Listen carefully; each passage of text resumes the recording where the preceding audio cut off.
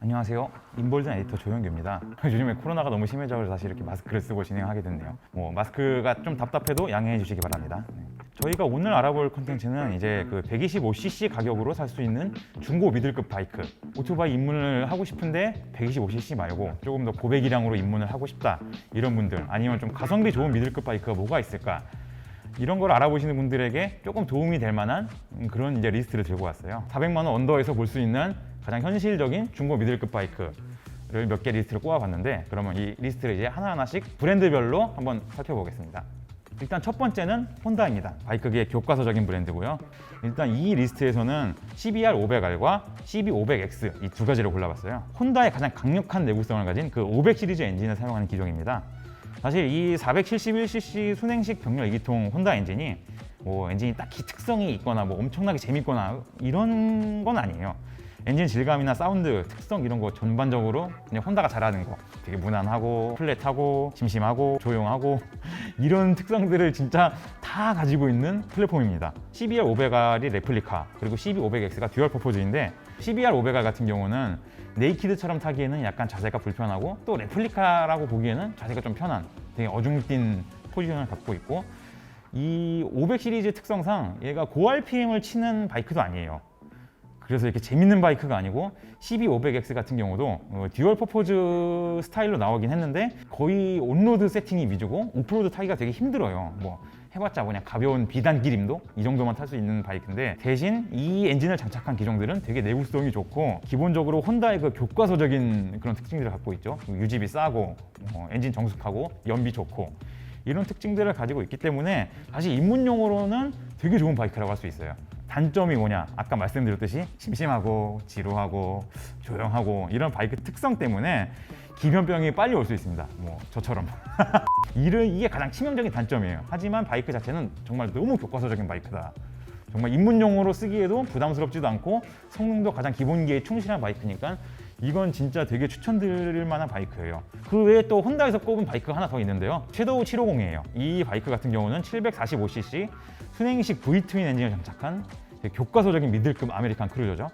물론 이제 크루저라는 바이크 특성답게 750cc 엔진이지만 44마력, 출력이 엄청 아기자기합니다. 그냥 약간 쪼꼬미한 출력이고, 기본적으로 아까 말씀드렸듯이 혼다 특유의 특징을 당연히 이 바이크도 갖고 있어요. 밋밋한 그런 특성을 가지고 있죠. 그러다 보니까 아메리칸 크루저에 대한 로망이 있었던 그런 소위 아재들이 대형 바이크 입문하기 전에 적응하기 위해서 한 1년 정도 싼 값으로 막 굴리면서 적응하는 그런 바이크로 되게 많이 쓰는 기종이긴 합니다. 두 번째는 야마하입니다. 야마하에서 제가 고른 바이크는 페이저 FG6N 600cc 순행식 4기통 엔진을 달고 있는데, 이 페이저 같은 경우는 특성상 약간 시끄럽고 또 변속 충격이 좀 있어요.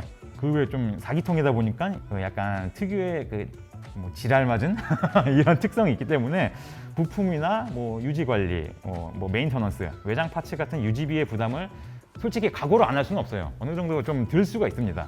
이런 단점이 있는데 바이크 자체는 정말 최고의 미들급 바이크예요. 기본적으로 일단 페이저 FG6N 같은 경우는 요즘에도 가장 많은 사람들이 사랑하는 야마하 i6의 그 기반이 되는 엔진을 사용하고 있거든요. 100마력에 육박하는 이 강력한 출력, 그리고 진짜 퍼포먼스 지향의 이런 세팅이기 때문에, 제가 알기로는 페이저 FG6N이 거의 최고수에 거의 200km 중후반대까지 찍는 걸로 알고 있어요. 어쨌든 페이저 같은 경우는 이 가격대에서 구할 수 있는 가장 퍼포먼스 좋은 미들급 네이키드 바이크라고 생각됩니다. 세 번째 브랜드는 스즈키입니다. 버그만 650, 스쿠터예요. 이번에는 거의 대형 스쿠터를 대표하는 기종이죠. 버그만 650 같은 경우는 638cc 순행식 2기통 엔진을 탑재하고 있는데요. 버그만 650에 탑재된 이 엔진이 진짜 비행기 같이 되게 부드러운 질감을 보여줘요. 스로틀을 감을 때 진짜 소리가 우두두두두 이런 소리가 아니라 윙 하면서 엄청 이제 비행기처럼 깔리는 그런 질감을 보여주거든요. 출력도 56마력인데 빅스쿠터라는 장르의 특성을 생각하면 되게 준수한 편이죠. 편안한 승차감, 엄청난 텐덤 편의성 이런 거를 갖고 있어요. 이 버그만 650 같은 경우는 지금 거의 출시된 지 20년이 다 됐는데, 소위 사골 우려먹기를 가장 대표적인 이제 모델인데, 그래서 그런지 안정화는 되게 잘 돼 있어요. 안정화도 되게 잘 되어 있고 기본기에 충실하고, 지금도 빅스쿠터 하면 굉장한 베스트셀러이자 그 자리가 확고한 바이크입니다. 장점이 있으면 당연히 단점도 있겠죠. 아까 말씀드렸던 이 사골이 문제가 디자인도 20년째 같다는 소리예요. 이게 개인적인 의견이지만 저는 항상 이해할 수 없는 게, 스즈키라는 브랜드는 왜 디자이너가 없나? 다만 한 가지 문제가 뭐 디자인 말고도 이 변속기 CVT 문제가 있어요. 버그만 650이 싸다고 업어왔다가 CVT 문제가 터지는 순간 거의 막 200~300만 원씩 돈 들여가지고 수리를 하는 경우가 생길 수가 있습니다. 따라서 이 버그만 650 같은 경우를 볼 때는 최근에 CVT를 수리를 했나 안 했나 이 부분을 조금 파악을 하시고 구입을 하시면 좀 도움이 될 것 같아요. 다음 브랜드는 BMW예요. 아니 무슨 BMW 바이크를 400만 원 언더로 살 수 있어 이렇게 얘기하실 분들이 있는데 있습니다. 제가 BMW에서 꼽은 400만 원 이하의 중고 미들급 바이크는 G650 X 컨트리, G650 X 모토 이 두 가지 모델이 왜 이렇게 저렴하냐 이게 약간 히스토리가 있어요. 10년 전 당시만 하더라도 이런 기종들은 우리나라에서 완전 비인기 기종이었거든요. 한국 모토라드에서는 수입을 안 하려고 했지만 그 모토라드 본사에서는 HP2 이거 슈퍼스포츠 수입하려면 이것도 가져가야 된다. 그래서 약간 울며 겨자 먹기로 같이 수입한 모델들이었습니다. 그러다 보니까 중고가 방어가 안 돼가지고 지금은 이 가격까지 떨어진 모델입니다. 일단 얘네들은 듀얼 퍼포즈와 슈퍼 모타드 바이크예요. 디자인이랑 셰시는 BMW에서 만들었어요. 그런데 엔진은 F650 시리즈 단기통 엔진을 계속 제작해왔던 오스트리아의 로탁스가 만들었죠. 그리고 파츠랑 뭐 조립들은 아프릴리아가 있어요. 사실상 얘네들은 BMW 마크를 단 아프릴리아 바이크라고 봐도 되는 약간 그런 출처를 알 수 없는 그런 바이크긴 해요. BMW G650 시리즈가 엔진 하나는 진짜 엄청 튼튼해요. 단기통 불빠따라고 하죠. 5000rpm에서 최대 6.1kg 포스미터의 토크를 발휘하는 이 파워풀한 단기통 엔진의 토크감, 엔진 질감 같은 경우는 되게 특유의 경운기 같은 느낌이 있어요. 미들급 바이크지만 얘네들 뭐 차체 중량이 뭐 100kg 중반 정도? 이 정도밖에 안 돼요. 되게 가볍거든요. 이런 특성이 어우러져서 진짜 오늘 리스트에서는 진짜 가장 최고의 펀바이크로 꼽을 수 있을 만한 그런 애들이에요. 그리고 또 한 가지 좋은 게 이 바이크에 적용된 그 프론트 서스펜션 같은 경우는 마르조키 서스펜션인데 이 서스펜션 성능이 되게 좋아요. 단점을 안 꼽을 수가 없겠죠. 정비성이에요. 엔진 같은 경우는 드라이 썸프 윤활 방식이라서 엔진 오일 교체를 하려고 해도 다른 바이크랑 다르게 코스로 엔진 오일 다 뽑아내야 되고요. 정비에 쓰이는 툴도 규격 외의 공구가 되게 많아요. 보통 센터에 가면 공구가 없는 경우도 있고 아예 그냥 안 봐도 우리는 안 봐도 이런 센터도 되게 많이 있습니다. 그리고 부품값도 당연히 BMW 제품이니까 엄청 비싸죠. 그런 것들을 각오해야 할 수 있다는 점 이거를 이제 알아두시면 좋을 것 같습니다.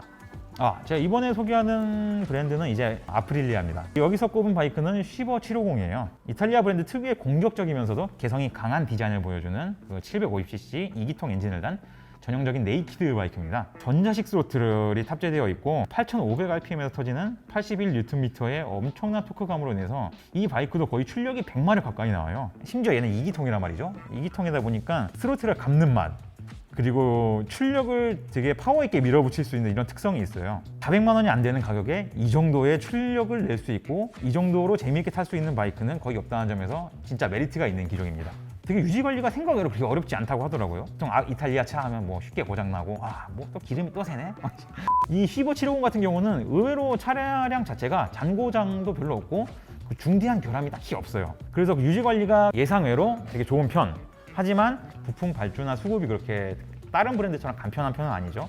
그리고 부품값 자체도 싸다고는 할 수 없어요. 그래서 유지관리 난이도의 자체는 그렇게 높지는 않지만 경제적인 측면 이런 스트레스를 받을 수가 있습니다. 그리고 또 하나 문제는 이제 고RPM을 치는 이 바이크 특성상 보통은 이제 2만 킬로마다 밸브 간격 조정 같은 걸 한번 해줘야 되는데 이 아프릴리아 쉬버 750 같은 경우는 10년 이상이 된 바이크들이 많다 보니까 이런 게 관리를 되게 소홀히 한 바이크가 있을 거란 말이죠. 그런 차를 갖고 왔다가 뭐 엔진이 퍼지면 사실 그냥 거의 폐차 이런 것만 주의를 하면 뭐 크게 나쁘지 않은 바이크다. 뭐 재미있게 탈 수 있는 바이크로 되게 추천할 만한 미들급 바이크이긴 합니다. 오늘 소개해드린 바이크는 어디까지나 125cc 신차 내릴 수 있는 돈으로 이런 중고 미들급 바이크를 살 수 있다. 뭐 이런 걸 알려드린 거죠. 물론 취향에 맞는다면 뭐 구매할 수도 있지만 이제 분명한 거는 오늘 소개해드린 이 바이크들은 연식이 있어요. 어느 정도 정비나 유지 관리에 대한 금액이 지출될 수가 있습니다. 기본적으로 비싸고 좋은 바이크는 있을 수 있지만 싸고 좋은 바이크는 있을 수가 없습니다. 그러니까 자신이 생각하기에 이 정도의 비용 지출을 감당할 수 있다.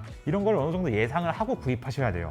이런 게 없이 단순히 그냥 400만 원? 300만 원으로 미들급 바이크를 살 수가 있네? 이렇게 하고 샀다가 진짜 뭐 엔진 내리고 공인비랑 부품값으로 100만 원, 200만 원 쓰고 이런 경우가 생길 수 있습니다. 이런 부분을 염두에 잘 두고 계시면 될 것 같아요. 혹시 이 컨텐츠가 도움이 되셨을지는 모르겠지만 조금이나마 가이드가 되었으면 좋겠다는 생각을 해봅니다. 저도 이제 바이크를 좋아하긴 하지만 저도 모르는 수많은 기종들이 있을 수가 있어요. 400만 원 이하로 살 수 있는 미들급 중고 바이크 중에서 야 이걸 빼먹으면 어떡하냐, 아 진짜 이거 발못이네, 뭐 이런 기종이 있으면 댓글로 알려주시면 정말 감사드리겠습니다. 이 영상을 찍는 지금이 12월 24일 크리스마스 이브예요. 이분들 이렇게 나와서 열심히 영상을 찍고 있죠. 재밌게 보셨다면 구독과 좋아요 눌러주시면 감사드리겠고요.